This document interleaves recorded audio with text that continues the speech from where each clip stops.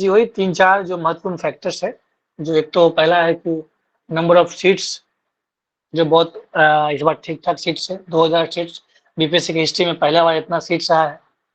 दूसरा है जो रैंडम जो पैटर्न और कहने का मतलब है कि पेन विथ ब्रेन जो जिस तरह का प्रश्न आया है, थोड़ा-सा कॉम्प्लिकेटेड था और साथ-साथ कह सकते हैं कि ब्रेनस्टॉर्मिंग वाला प्रश्न था, तो एक उसका भी फैक्टर है। तीसरा डीआई का भी थोड़ा-सा लेंथी कैलकुलेशन। तो ये 3 फैक्टर हैं। इसके अलावा कुछ बच्चे ऐसे भी हुए हैं कि exam first day, second day दिए और थर्ड डे क्या हुआ कि उन्होंने एग्ज़ाम छोड़ा भी है। तो उसका एक्स्ट्रा भी ये फैक्टर है। कुछ बच्चे ऐसे हैं कि जैसे कि सोशियोलॉजी हो गया, ज्योग्राफी हो गया, पीएसआईआर हो गया, कुछ-कुछ ऐसे सब्जेक्ट्स हैं जिसका ऑप्शनल इस बार बहुत टफ पूछा, अनएक्सपेक्टेड टफ था। जैसे हिस्ट्री वाले का तो कन्वेंशनल था, तो हम लोग पीटी में भी पढ़ लेते हैं तो थोड़ा-सा अवेयर रहते हैं। फिर मेंस में भी पढ़ लेते हैं थोड़ा बहुत, लेकिन इस बार थोड़ा-सा ये रहा, तो उसका भी एक इफ़ेक्ट पड़ेगा। तो ये कुल 4-5 फैक्टर्स जहाँ तक हम देख पा रहे हैं। रुपेश जी कुछ ऐड करना चाहेंगे तो ऐड कर देंगे। जी, बिल्कुल सर। ऐसा है कि एक इस बार कट ऑफ कम जाना ही है, इसमें कहीं कोई आपत्ति नहीं है। जैसा कि आपने बताया कि डीआई में बच्चों के क्वेश्चन छूटे हैं, बिल्कुल प्रश्न छूटे हैं और जिस तरीके से बच्चों से बात हुई है, तो या तो उनका डीआई में छूटा है या फिर जीएस में छूटा है या आंसर एवरेज लिखाया है या बहुत तेजी में उन्होंने एक-एक पेज में लिख के छोड़ दिया है।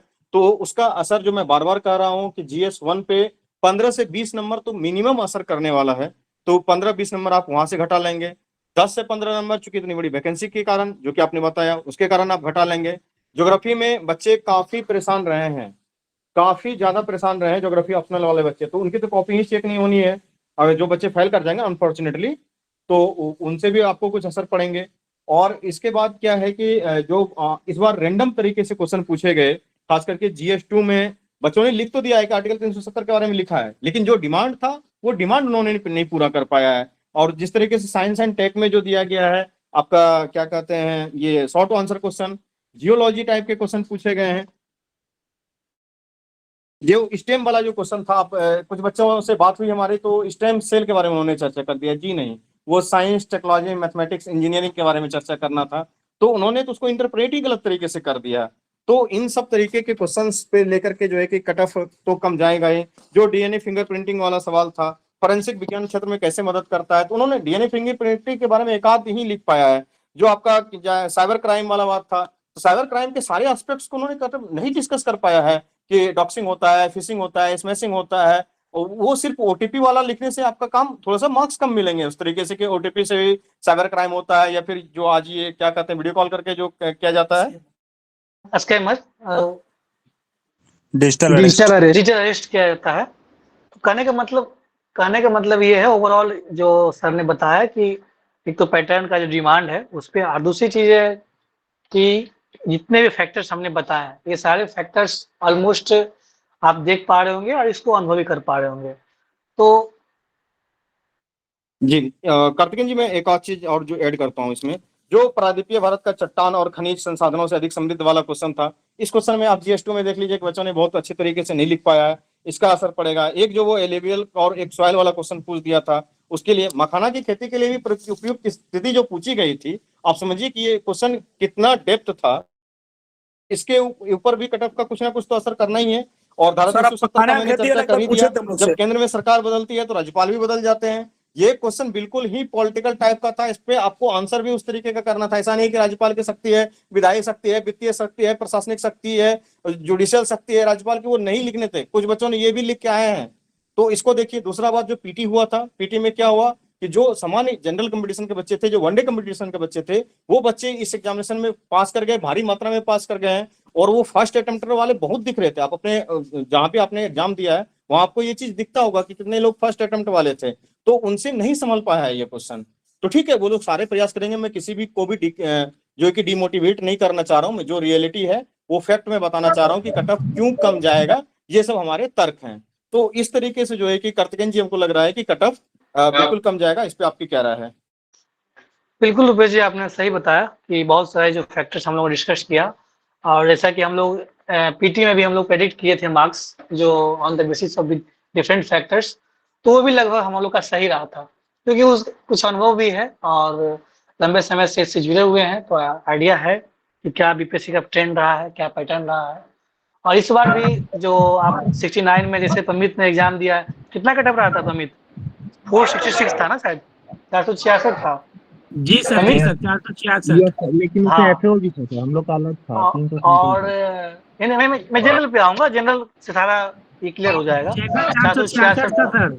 हाँ, और जहाँ तक मुझे याद है 68 में अप्रोक्स 450 के राउंड था। कितना था? 446 था सर। नहीं, 68 में कितना था? 446। हाँ, वही मैं 450 का राउंड बोल रहा था। तो 68 में 450 था और 69 में 466, लगभग आप समझ लीजिए कि 466 460 अगर मानते हैं।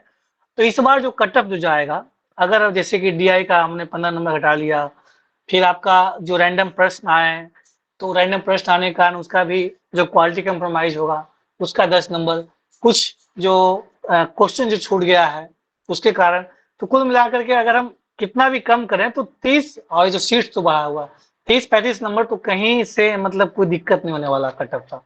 जहाँ 465 460 कटअप जा रहा है, तो इस बार संभवतः 430 420 के राउंड, मुझे लगता है कि 420 405 410, 410 बहुत हो गया।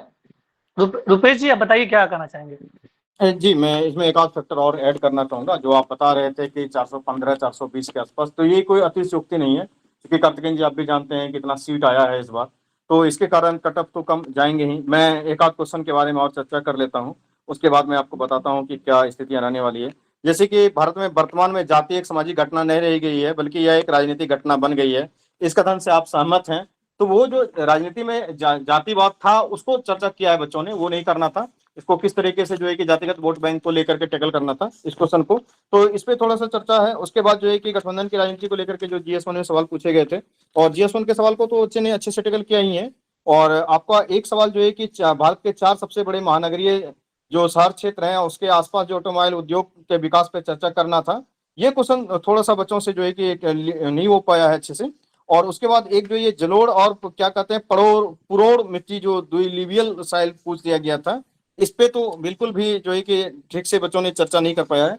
तो इसको लेकर के कटअफ कम तो जाना ही है, इसमें कोई आपत्ति नहीं है। और आप सही ही बता रहे थे कि 410 420 जो भी आप बोल रहे हैं वो मुझे भी उचित ही लग रहा है।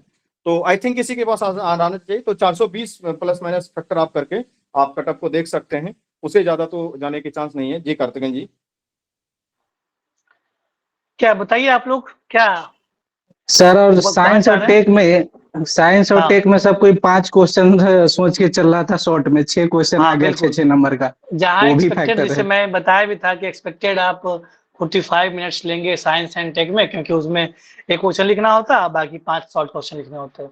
तो ऐसा एक्सपेक्ट किया रहा था कि भाई 45 मिनट्स में कंप्लीट हो जाएगा, ताकि बाकी आपके पास मतलब 2 घंटे 15 मिनट बचेंगे, तो बाकी अच्छे से क्वालिटी कंप्रोमाइज नहीं होगा।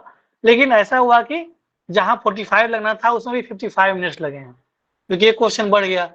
बाकी थोड़ा सा जो लॉन्ग क्वेश्चन होता है उसमें आदमी बेहतर लिखने का प्रयास करता है, तो जहाँ 20 मिनट्स के बदले 25 हो गया।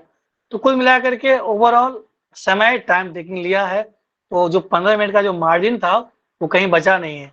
प्रत्येक इंच घंटा हो गया, मतलब 1 घंटे के लिए एक सब्जेक्ट, इस तरह की कंडीशन बनी है। तो उसमें थोड़ी बहुत तो बिल्कुल। तो कार्तिकेय जी फाइनली बोला जाए कि कटअफ क्या रहेगा?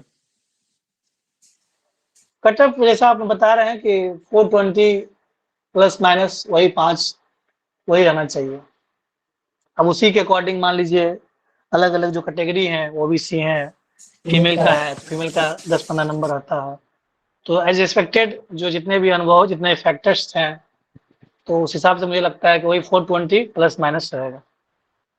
बिल्कुल, जैसा मैंने पिछले बार भी बताया था, पीटी में भी जो कटअप बताया गया था बिल्कुल एग्जैक्ट बताया गया था, उसमें कहीं इधर उधर नहीं हुआ था, सारे इंस्टीट्यूट वाले इधर उधर कर रहे थे। हम लोग चूंकि जो होता है ईमानदारी से बोल देने में ही विश्वास करते हैं, और ऐसा फैक्टर आप लोगों को भी लग रहा होगा, आप लोग भी अगर एनालाइज कर रहे होंगे तो यही रहेगा। और बाद बाकी हर कैटेगरी वाइज कटअप तो एक वीडियो बना करके उसमें बाकायदे सारा लिख करके वो आपको दे देंगे, क्योंकि इतनी कैटेगरी हो जाती है कि बिना स्क्रीन पे लिखे वो संभव नहीं है, तो उसको एक और बना करके दे देंगे। ठीक है, तो ये अभी आप मान के चलें कि 420 प्लस माइनस 5 का आप उसमें इरर लेके चलेंगे, और उसी के हिसाब से आप अपना इंटरव्यू का तैयारी जो है कि स्टार्ट कर देंगे, कुछ कुछ पढ़ना स्टार्ट कर देंगे। नहीं तो होगा क्या कि अगर आप बॉर्डर पे मेंस पास किए और इंटरव्यू में मार्क्स अच्छे नहीं आए तो आप फिर जो है कि वही पूरा मुस्का भवा वाली कहानी होगी, फिर से आपको जो है कि साइकिल स्टार्ट करना होगा, और वो काफी कष्टदायक होता है जब आप इतने दूर तक आ चुके हैं। और अभी कोई भी बच्चा चाहे सामान्य से समान आंसर लिख के क्यों ना आया हो, कोई भी हथियार नहीं डालेगा, हर कोई इंटरव्यू का प्रिपरेशन स्टार्ट करेंगे। सबसे रिक्वेस्ट है, हर कोई इंटरव्यू का प्रिपरेशन स्टार्ट कीजिए। मिनिमम जो न्यूज़पेपर पढ़ना है, जो कार्तिकेयन जी अलग अलग कॉपी बनाने के लिए बोले हैं कि किस तरीके से पर्सनालिटी के ऊपर अपना जो डेप्थ है उसको अच्छे से बनाना है, जो आपने क्या कहते हैं ग्रेजुएशन का सब्जेक्ट वगैरह है, उस पर कार्तिकेयन जी थोड़ा सा चर्चा कर देंगे। देखिए, मैं यही अब आपका समझ लीजिए कि जो किस्मत है बंद हो चुका है बक्से में। अब आपके ऊपर क्या है, आपके हाथ में क्या है, इंटरव्यू की तैयारी। इंटरव्यू की तैयारी आपको बेकार नहीं जाता कभी। आप अभी दे रहे हैं 70 फिर 71 देंगे, किन्हीं का बीपीसीएस होगा, किन्हीं का यूपीएससी होगा। तो एक बार जब ये नोट्स बनता है, जैसे जब मैं तैयारी किया तो मेरा इससे पहले एनडीए का एग्जाम था, सीडीएस में इंटरव्यू दिया, सीएपीएफ में दिया, तो वो सारा कंपाइलेशन होते गया कि मेरा क्या क्या पर्सनालिटी है, मेरा क्या हॉबी है, मेरे फैमिली के बारे में, मेरा होम टाउन, मेरा, क्योंकि यूपीएससी में हर चीज पूछता है। आपको होम टाउन का फीचर्स बताइए, क्या नेगेटिव फीचर्स है, क्या पॉजिटिव फीचर्स है, आपके स्टेट के बारे में, उसके अलावा आपका क्या ग्रेजुएशन सब्जेक्ट है, क्या आपका ऑप्शनल सब्जेक्ट है। तो ये क्या है, कंपाइल होता है। तो हमारा ये शुरू से था, एनडीए का बेनिफिट सीडीएस में हुआ, सीडीएस का बेनिफिट सीएपीएफ का इंटरव्यू में हुआ, सीएपीएफ का इंटरव्यू के बेनिफिट्स मुझे बीपीएससी में मिला, बीपीएससी का यूपीएससी में। तो कहने का मतलब है कि ये मेहनत ऐसा मेहनत है कि आपको सब दिन काम देगा, बस उसमें क्या करना होता है, अपग्रेड करना होता है। तो अभी से आपके पास जो 4 महीने समय है, मान के चलिए 4 महीने ही, अभी से कुछ करना नहीं, बस एक न्यूज़पेपर पढ़ना है पहला, मतलब हिंदी और इंग्लिश 2 न्यूज़पेपर पढ़िए। हिंदी इसलिए बोल रहा हूँ क्योंकि बिहार का जो न्यूज है आपको इंग्लिश वाले में नहीं मिलेगा। That's why you should consider 1 Hindi newspaper और 1 इंग्लिश न्यूज़पेपर। इसका शॉर्ट नोट्स नहीं बनाते हैं, कोई इशू नहीं है, एटलीस्ट कम से कम उसको सेव करके रखेंगे। हमने कई बार दिखाया भी कैसे उसको डिजिटली सेव रखा जाता है। दूसरा चीज, आपका जो ऑप्शनल सब्जेक्ट है उसका कॉपी होना चाहिए। जो बेसिक प्रश्न आता है, जैसे किसी का मैथमेटिक्स हो सकता है, कौन कौन सा फार्मूला है, कौन कौन सा थ्योरी है, हिस्ट्री किसे कहते हैं, कौन कौन से थ्योरी होते हैं हिस्ट्री में, कौन कौन से इंपॉर्टेंट आपका शासक रूलर रहा है। उसी तरह से आएंगे, मान लीजिए आपका ऑप्शनल हो गया, ग्रेजुएशन सब्जेक्ट हो गया। हॉबी क्या है, अगर नहीं हॉबी है कुछ डेवलप करिए, कुछ ऐसा जो कि इसको आप अच्छे से लॉजिकली आप वहाँ पे एक्सप्लेन कर सकें या उसको बता सके कि नहीं ये हमारा हॉबी है और इस पर हमने काम किया है। 4 महीना एक ठीक ठाक समय होता है, क्योंकि ये इंटरव्यू जो है ना 1 डे प्रोसेस नहीं होता है। ये भले आप कितना भी कर लीजिए कि मॉक दे दिए, ये कर दिए, जिस तरह से हैंड राइटिंग जो मेंस में आप देते हैं, तो अल्टीमेटली वही लिखाता है जो आपका जितना अधिक प्रोसेसिंग हो पाता है वहाँ पे। उसी तरीके से इंटरव्यू का है, जो आपकी पर्सनालिटी है, हाँ बस उसमें क्या है, निखार आता है। जितना अधिक आप अच्छे से प्रैक्टिस करते हैं, जितना अधिक आपका कम्युनिकेशन रहेगा, लेकिन वो कब आएगा, when you have a good comparison of knowledge of various dimension, various subjects. तो इस पे काम करिए। आपका ऑप्शनल, ग्रेजुएशन सब्जेक्ट, हॉबी, थोड़ा सा स्टेट के बारे में पढ़ेंगे, बिहार, नेशनल और जो करंट अफेयर्स है, इतना आप बेहतर तरीके से करेंगे।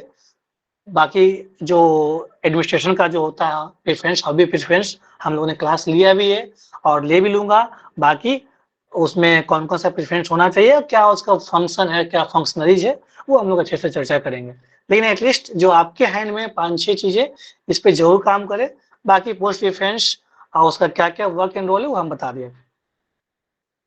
जी बिल्कुल। तो इस तरीके से आप लोगों से 2 रिक्वेस्ट है। सबसे पहला रिक्वेस्ट कि करंट अफेयर के लिए न्यूज़पेपर पढ़ना स्टार्ट जरूर करेंगे, जैसा कि बताया गया है, हिंदी और इंग्लिश का। दूसरा काम, आप अपने कम्युनिकेशन स्किल पे काम कर लेंगे। लास्ट में बच्चे परेशान होते आते हैं कि सर मेरी कोई हॉबी ही नहीं है, मैं बोल ही नहीं पाता हूँ। आप तुरंत नहीं, आप 1 महीने में कैसे हॉबी आप डेवलप कर लेंगे? जबरदस्ती 2-4 कुछ तुम शायरी ले लो, तुम गार्डनिंग सीख लो, तुम क्या कहते हैं कुकिंग के बारे में कुछ बोल देना। वो 4 वीडियो जाके फिर देखते हैं कि मैं बिहार का स्पेशल फूड बनाता हूँ, 4 वीडियो यूट्यूब पे देखते हैं, 2 सवाल जब वहां पूछे जाते हैं कि बिहार के कुछ स्पेशल व्यंजन के बारे में बताया, लिट्टी चोखा का उत्पत्ति कैसे हुआ था, बस वो खत्म हो जाता है उस पर वहीं पे।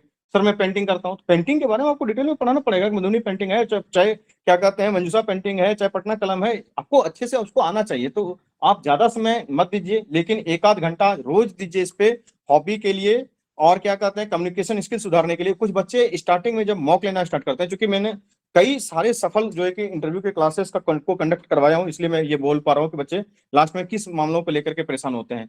ये जो बात है कि एडमिनिस्ट्रेशन के बारे में कैसे क्या होगा, तो वो हम लोगों के ऊपर छोड़ दीजिए, पूरी क्लास करवा देंगे, बहुत अच्छे बेहतरीन तरीके से उसकी क्लासेस वगैरह होती है, वो तो बात की बात है। आपका जो पोस्ट प्रिफरेंस है 27 पोस्ट है, इसके बारे में पहले भी हम लोगों ने पोस्ट प्रिफरेंस के बारे में कुछ कुछ बेसिक बताया है आपको। अब उसको एक एक पोस्टों के बारे में कम से कम आधा एक घंटा क्लास लेना पड़ता है, तो वो क्लास लेकर के हम लोग उसको खत्म करवा देंगे, वो सब हम लोगों की जिम्मेदारी रहती है। लेकिन आपके जो जिम्मेदारी का काम है करंट अफेयर हॉबी को करना, और जो आप ग्रेजुएशन सब्जेक्ट अगर भूल वगैरह गए हैं, कम से कम उसका कुछ बेसिक स्तर पे कुछ नोट्स वगैरह कुछ भी जो हो तैयार कर लें या फिर कहीं से देख लें, इतना करके रखेंगे तो आप एकदम निश्चित रहेंगे इंटरव्यू के समय पे, बहुत परेशान होने की आवश्यकता आपको नहीं रहेगी। एक एक घंटा देने के लिए मैं रिक्वेस्ट कर रहा हूँ, 1 घंटा आप दीजिए, इससे आपकी पर्सनालिटी भी डेवलप होगी, और आपको अगर आपने एक बार तैयारी कर लिया इंटरव्यू का, तो फिर आप जीवन भर जो है उसका लाभ उठाते रहेंगे। जैसा कार्तिकेयन जी ने बताया, इनको भी खुद जो है कि अपने 10-12 इंटरव्यू देने का एक्सपीरियंस है, पीटी मेंस की मैं गिनती नहीं कर रहा हूँ, सिर्फ 10-12 इंटरव्यू देने का एक्सपीरियंस है। इतने एक्सपीरियंस के बाद जो है कि हम लोग आप लोगों से चर्चा कर रहे हैं। कार्तिकेयन जी सर बोल रहे थे क्या साइकिल चलाना बिल्कुल रुपेश जी, हॉबी हो तो हाँ बताइए सूरज जी। सर बोल रहे थे साइकिल चलाना हॉबी हो सकता है? साइकिल चलाना हॉबी हो सकता है, तो उसमें आपको बताना चलाना बहुत पड़ेगा। अच्छा लग रहा था। साइकिल चलाना मुझसे देखिए, अब उसमें साइकिल में बहुत प्रश्न आ सकते हैं कि आपको साइकिल चलाना क्यों पसंद है, उसके क्या बेनिफिट्स है, इसका आप प्रशासन में कैसे